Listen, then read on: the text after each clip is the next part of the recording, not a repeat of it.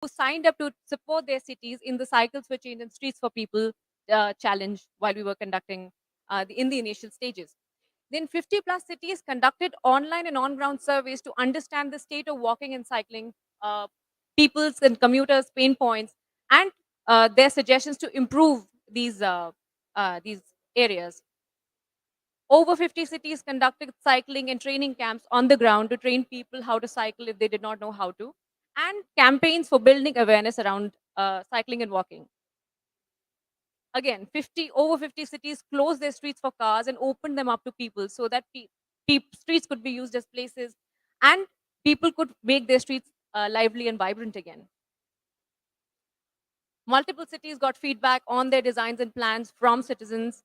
This is something that we all need to do as policymakers and plan makers, to get feedback from the people who use our places to see how they can be improved.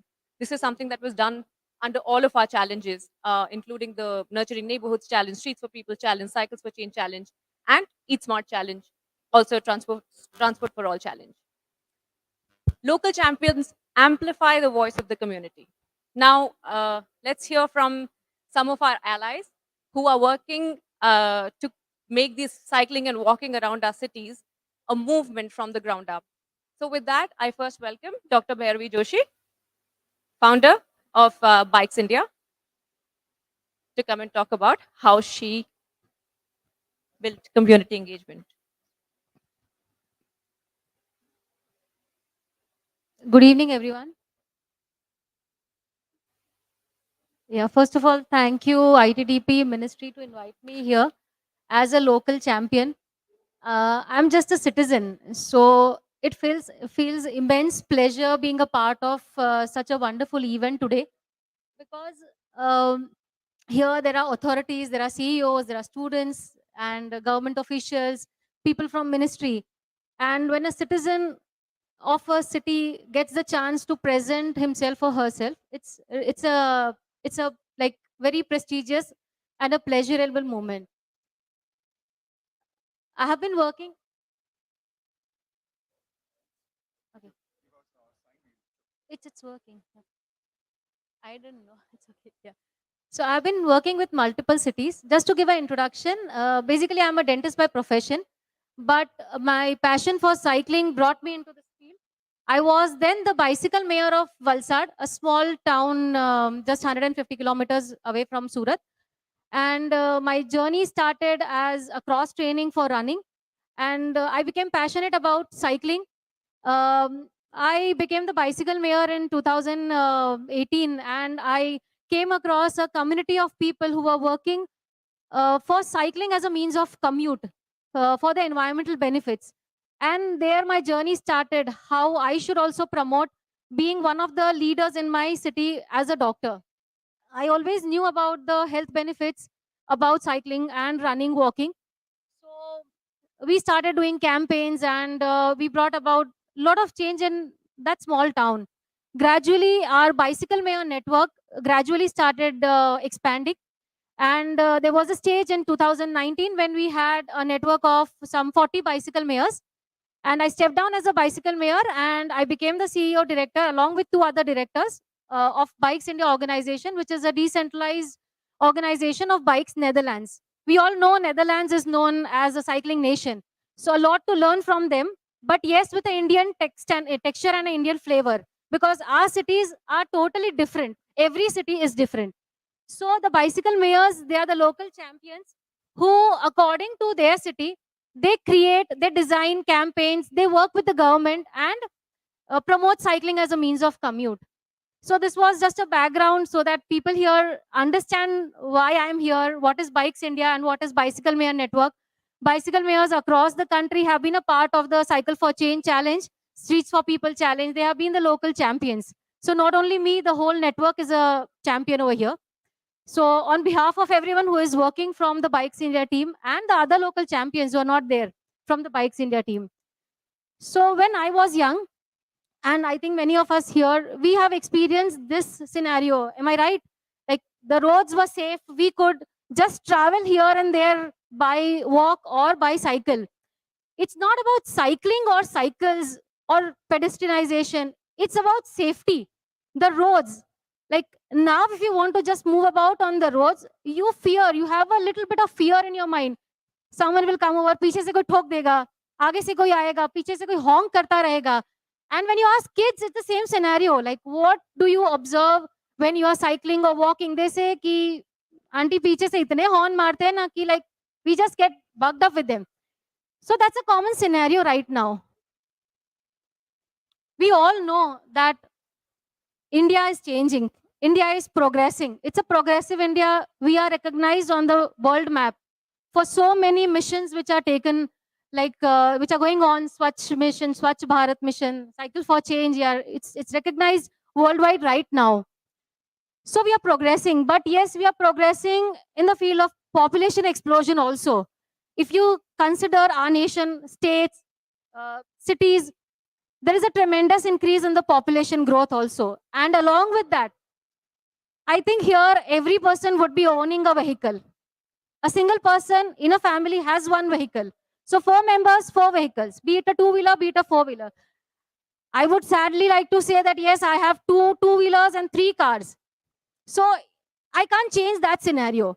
What I can change is my way of transportation. I cycle to work. If it's rain, if it's heat, if it's cold, I cycle to work.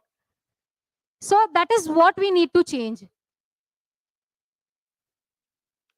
So whenever I think of cycling as an individual, cycling, how can I improve a state of cycling in a city or in a place, a neighborhood, whatever you say? There are some C's which I always follow. I really made it very simple because cycling is no rocket science. किसी को भी आप पूछो, it is okay. Safe नहीं है, ये नहीं है, वो नहीं है, cycle नहीं आती है. The roads are not safe. There is no infrastructure. So there's no rocket science in that. Yes, there are technical terms. जो पहले even I was confused, but now I have made everything very easy. So those are the C's which I always follow. And I would surely nudge people in the authority places or maybe wherever you are working to just follow these simple C's. So one is campaigns. Campaigns, they are a must because without any campaigns like building up infrastructure, just building up cycle tracks, having a PBS system won't work. You need to get the buy-in of citizens. There has to be campaigns of doing surveys, campaigns of asking them what you need, involving them. There has to be gamification, there has to be fun. So different type of campaigns according to the target audience. You need to select the target audience. You can have children, you can have, as rightly said, you can even have campaigns with laborers. The people who don't have any choice, they are using it by compulsion, they are using the cycles. You can have campaigns along with them. You can have campaigns for female, you can have campaigns for elderly, family campaigns. That is a must, and at regular intervals. कि नहीं ऐसा कि January, December, January, they are cold months, okay, let us do more of cycling campaigns. फिर गर्मी आ जाती है तो let us stop them. Then monsoon आते हैं, we can't do anything. No, campaigns can go over, and just continue doing those campaigns.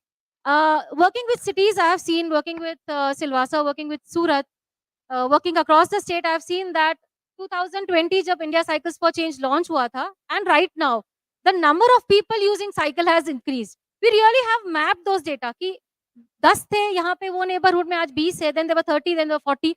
So yes, with continuous engagement, it does increase. As I shared, the campaigns play a really important role. The other thing is cycle training.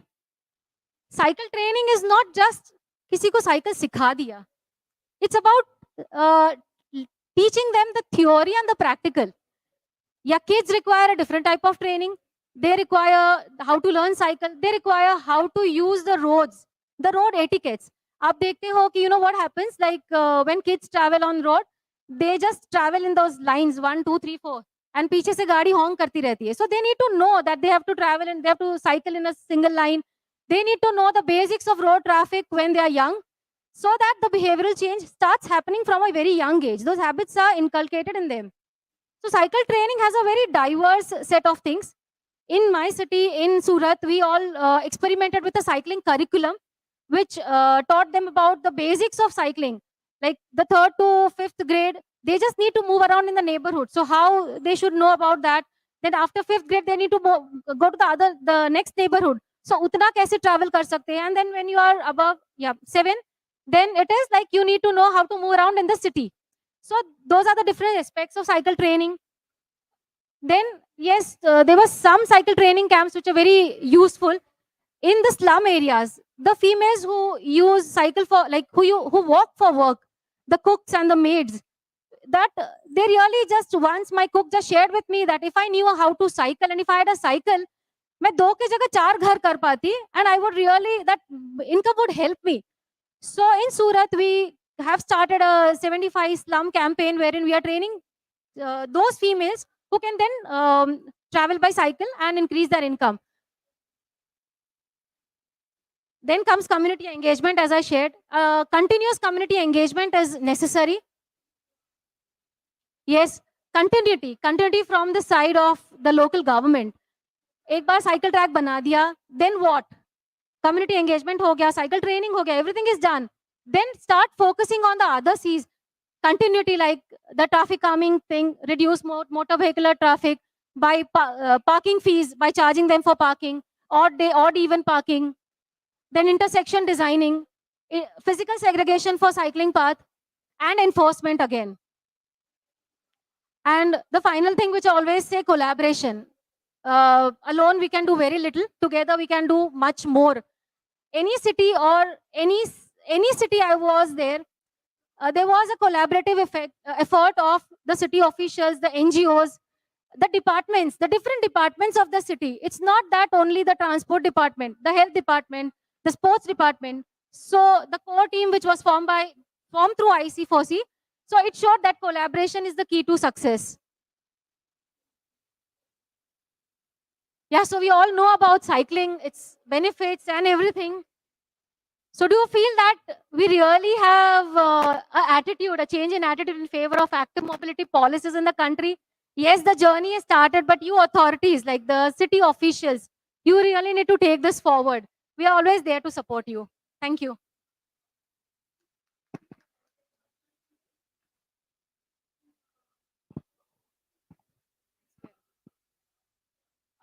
I now invite Ms. Sobia Rafiq from Sensing Local in Bangalore, running an innovation lab, right?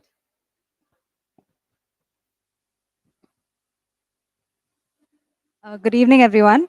So, all of y'all have heard about Bangalore quite a bit, about the Suma Accord. So, we are a think tank that works to support two communities. We took it up as an experiment where we are a team of architects, urban planners, and urban designers, communication experts, transport engineers, took it on to see if we can get communities to own these neighborhood projects, as well as how we can actually move towards this becoming sustainable at a neighborhood scale.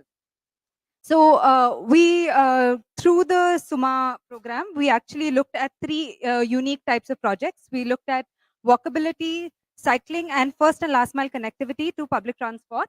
And we did this in two unique types of neighborhoods in Bangalore. One was a planned, very old core heart of the city neighborhood called Malleshwaram. You'll get the best dosas there. The other one was Dodanakundi, which is highly privatized, dotted with a lot of gated communities, IT campuses, which was largely unplanned. So we took these two as examples and sort of also tried to experiment as to what can we prioritize in each of these types of neighborhoods. We have websites for both of these. The projects are ongoing in implementation. In Malleshwaram, what we did is, as I mentioned, we actually looked at involving citizens right from the idea stage. So even the vision for Walkable Malleshwaram came from citizens through a survey, and we involved them in a 4-month-long project-making process. They were involved in the audits, in the data that was collected. They were also involved in actually working with us through every aspect of engagement. Even if it's a citizen survey, focus group discussions, we had citizens who also anchored it with us. In this neighborhood, what was interesting is we were able to look at the 30-kilometer of road network that existed and came down to saying that 12 kilometers needs to be prioritized for walking. We need not look at 30. We just need to look at 12. Even within that 12, we were able to come through a process of saying 3 kilometers is all that we needed to start with in order to get the neighborhood going. So getting multiple sort of aspects down to a simple network which is more doable and usable. Similarly, in Dodunakundi, this is one of the places where DALT has actually implemented the outer ring road pop-up cycle lane. Now, the problem with the cycle lane at the city level is it did not feed into the neighborhood. So we took it upon us to say, is there a network that we can build that can feed till the neighborhood scale so that adoption increases? So in this particular stretch, this ward, which is a 12 square kilometer ward, we looked at 53 kilometers, bringing it down to around a 22-kilometer pilot route. And within this, what we prioritized is a 14-kilometer loop of complete streets. So we have the bus priority lane here. We have the metro that's coming up. We have a lot of tech IT campuses that are there. So pushing for cycling through that. What different have we done? So there is a lot that's happening, but I think the interesting part of what we've been able to achieve, because this has been driven with communities and we've been supporting them, we had around 4,500 citizens that were engaged in this whole process. It was through our audits, our design processes, design workshops, all of these. We mapped 250 plus issues. So the map that you're seeing out here is actually a GIS based map that's on the website, where all these issues were geo tagged, and citizens then moved ahead with these issues, followed up with their MLAs, with their own executive engineers that existed at the BBMP level, which is the municipality level, to get this done. Simple things: getting a street light fixed, a non-working street light fixed, getting the footpath that is there, getting that done or prioritized. We were around 25 plus professionals. A lot of the professionals that got involved were also voluntarily. We did around 4 weekend workshops with where local architects from the neighborhood got involved in actually designing this whole plan. Uh, we were funded as an organization privately, and that 40 lakh of fund that came to us actually enabled channeling 60 crore of public funding. This is not new funding that was allocated, but this is the regular funding. But what it allowed for was, because there was a plan, we were able to channel it into this project, right? We have 12 partners engaged right now, and this is going on increasing as we are moving into implementation. So clearly, collaboration, I would say, is definitely it, and that's how we need to move forward. Um, we've converted this process into some sort of a toolkit that we are using in terms of getting more neighborhoods to take this forward. We've also built certain local databases that are required by, say, other neighborhoods in Bangalore to take it forward, but this is obviously scalable to neighborhoods all across Indian cities. I'd like to leave us with this short summarization of even our experience. So we've been working at the ground scale and very close to communities, but we also believe that there are some key aspects that can happen to enable this to scale up widely. I'll start with the local database. When we work at the ground scale, basic information like footpath widths, road widths, what is the typology of the road, key destinations that are there, bus stop locations. These are basic data sets that are not made publicly available or that are not available to neighborhoods. If these were made available, it goes a long way in getting more local actors to start planning. Civic engagement and partnerships. So here I would look at 3 different agencies.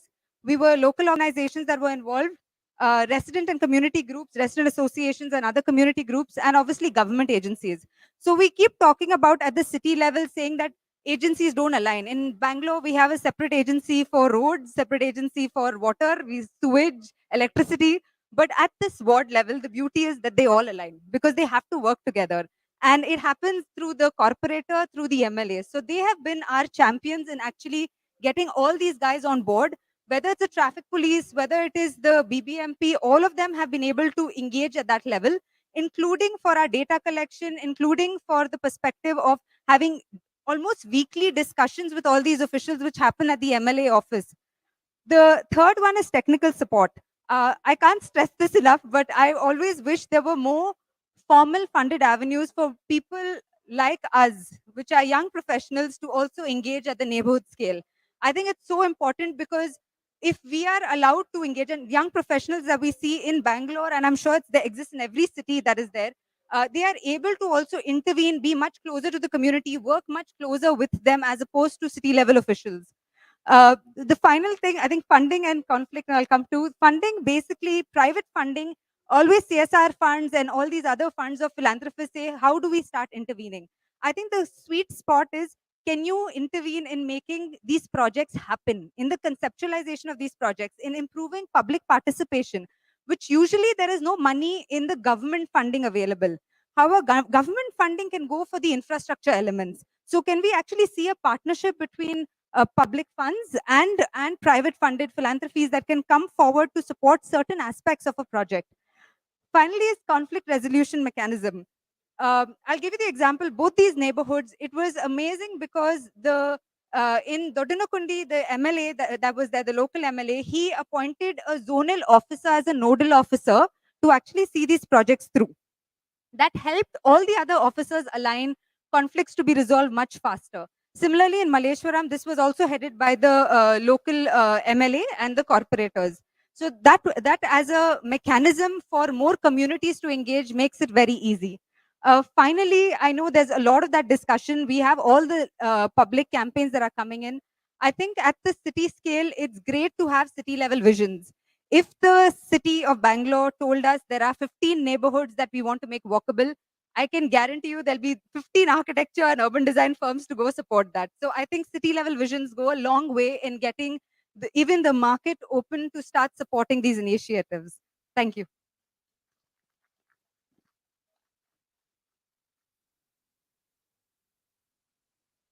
Thank you so much for the presentation, Sobia. It's like we all the stakeholders have their tasks cut out for them, and it's good to have all the challenges laid out as well and the areas of opportunities that you outlined. So thank you very much. Um, the last person I call here as the panelist is Mr. Sambha Vayachi, who is doing great work in Jabalpur, is personally involved. He's the additional commissioner in Jabalpur, and he's personally involved. He's one of our ace cyclists in the Freedom to Walk Cycle Challenge as well. So let's hear from Sambha. Uh,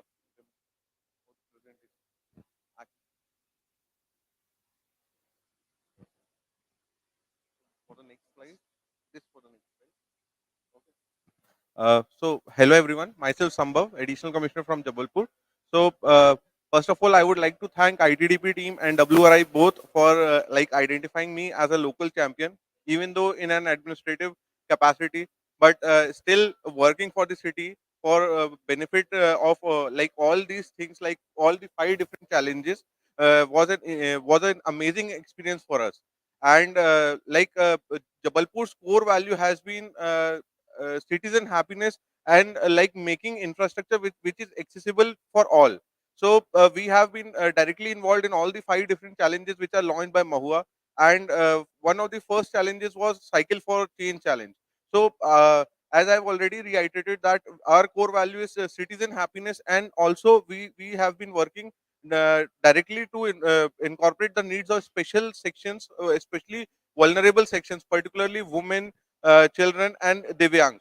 So basically, under this Cycle for Change challenge, what we have done is our great learning through this particular challenge was adopting test, learn, and scale approach. And this particular approach we have been adopting for the first time. I mean to say, prior to this particular challenge, we haven't we didn't used to incorporate citizens' opinion while selecting the pilot locations, or where do we have to select make a cycle track, dedicated cycle track, or a segregated cycle track. So prior to this particular challenge, we have taken a citizen perception survey, and through this particular survey, we have identified deal breakers and pain points. And through these deal breakers and pain points, what we have done was we had a dedicated 3 kilometer stretch in Jabalpur. So we have using traffic cones and some other traffic calming interventions. We have actually tried some temporary interventions first, and then using some local stakeholders and the people who used to use this particular route daily, or daily commuters, we have actually recorded their opinions, and then we have, using their opinion, then we have actually incorporated our learnings into and converted this temporary into permanent interventions.